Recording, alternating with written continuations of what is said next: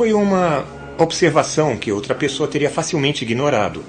Varetas, sombras, reflexos em poços, a posição do sol, assuntos simples do dia a dia, que importância possível poderiam ter? Mas Eratóstenes era um cientista, e sua contemplação desses assuntos caseiros mudou o mundo, de certo modo, fez o mundo.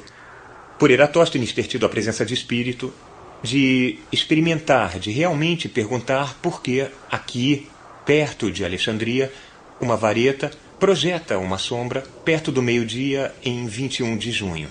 E acontece que elas projetam mesmo.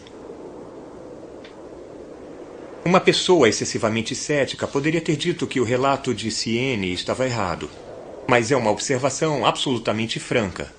Por que alguém mentiria sobre tal assunto? Eratóstenes se perguntou como podia, no mesmo instante, uma vareta em Siene não projetar sombra e uma vareta em Alexandria, 800 quilômetros ao norte, projetar uma sombra diferente. Aqui está um mapa do Egito Antigo. Eu inseri duas varetas ou obeliscos, um aqui em Alexandria e um aqui em Siene. Se em um certo instante cada vareta não projetar sombra alguma, isso é perfeitamente fácil de entender se a Terra for plana. Se a sombra em Siene tem um certo comprimento e a sombra em Alexandria tem o mesmo comprimento, isso também faz sentido em uma Terra plana.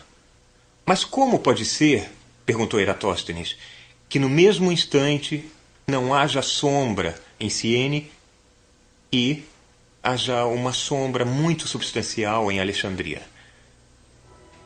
A única resposta era que a superfície da Terra é curva. Não só isso, mas quanto maior a curva, maior é a diferença nos comprimentos das sombras. O Sol está tão distante que seus raios ficam paralelos quando atingem a Terra. Varetas em ângulos diferentes para os raios de Sol vão projetar sombras de comprimentos diferentes. Para a diferença observada nos comprimentos das sombras, a distância entre Alexandria e Siene tinha que ser de 7 graus ao longo da superfície da Terra. Com isso, eu quero dizer que se você imaginar essas varetas se estendendo até o centro da Terra, elas fariam uma interseção em um ângulo de cerca de 7 graus.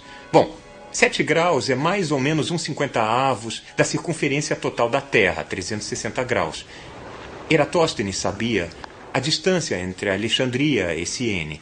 Sabia que eram 800 quilômetros. Por quê? Porque ele contratou um homem para contar os passos dessa distância toda para que ele pudesse realizar o cálculo de que estou falando.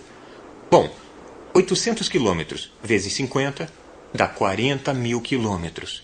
Então, essa deve ser a circunferência da Terra. Esta é a maior distância que se pode percorrer na Terra. Esta é a resposta certa. As únicas ferramentas de Eratóstenes foram varetas, olhos, pés e cérebro. Mais o entusiasmo pela experimentação.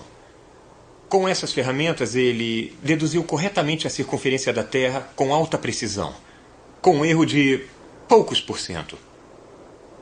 Este é um ótimo cálculo para 2.200 anos atrás.